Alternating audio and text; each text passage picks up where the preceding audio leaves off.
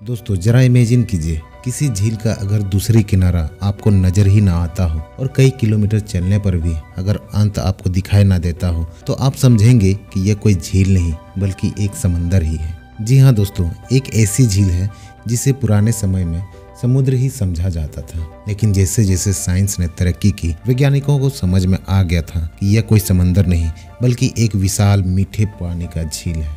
जी हाँ दोस्तों, हम बात कर रहे हैं दुनिया की सबसे प्राचीन और गहरी झील बैकाल झील की। यह रूस के साइबेरिया क्षेत्र में स्थित है। यह एक बहुत ही खूबसूरत मीठे और साफ पानी का झील है। इस झील का पानी इतना साफ है कि इसमें 40 मीटर अंदर तक आराम से देखा जा सकता है। इस झील में दुनिया का पीने का पानी का 1/5 भाग यानी कि 20% पानी मौजूद है। देखा जाए तो रूस के कुल पीने का पानी का 90% पानी इसी झील के अंदर पाया जाता है। यही कारण है कि लोग इसे पीने के पानी का दुनिया की सबसे बड़ी झील भी मानते हैं। दोस्तों आप चलिए जानते हैं इस झील के आकार के बारे में। बैकाल झील का आकार एक पतले लंबे चांद की तरह है, जो सैटेलाइट या ड्रोन से देखने पर बहुत ही अनोखा दिखाई देता है।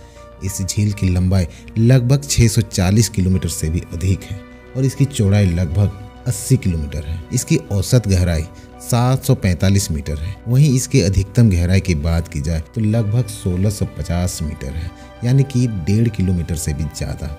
दोस्तों अगर इस झील की जलवायु की बात की जाए तो सर्दियों में झील का उत्तरी भाग बर्फ से जम जाता है। सर्दियों में यहाँ का तापमान -19 डिग्री सेल्सियस और गर्मियों में 14 डिग्री सेल्सियस हो जाता है। वहीं सर्दियों के मौसम में इस झील में कुछ रोचक दृश्य देखने को भी मिलते हैं, जैसे कुछ पत्थर दूर से देखने पर ऐसे लटके हुए दिखते हैं जैसे वो हवा में हो।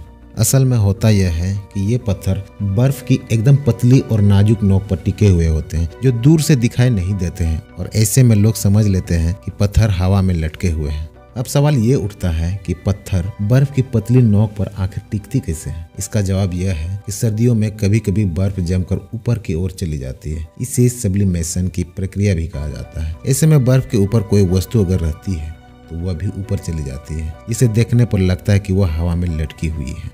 दोस्तों इस झील के बारे में यह भी कहा जाता है कि इसमें पाए जाने वाले बहुत से जीव और वनस्पतियां दुनिया में किसी और झील या नदियों में नहीं पाए जाते हैं। इस झील के अंदर लगभग 1500 से 2000 पानी के जीवों की प्रजातियां पाई जाती हैं। दोस्तों इस झील को यूनेस्को द्वारा भी सन 1996 में विश्व विरासत की सूची में शामिल कर लिया गया था। दोस्तों आज की इस वीडियो में बस इतना ही। आपका बहुमूल्य समय देने के लिए आपको बहुत बहुत धन्यवाद। मिलते हैं फिर इसी तरह के अगले वीडियो में। तब तक के लिए नमस्कार।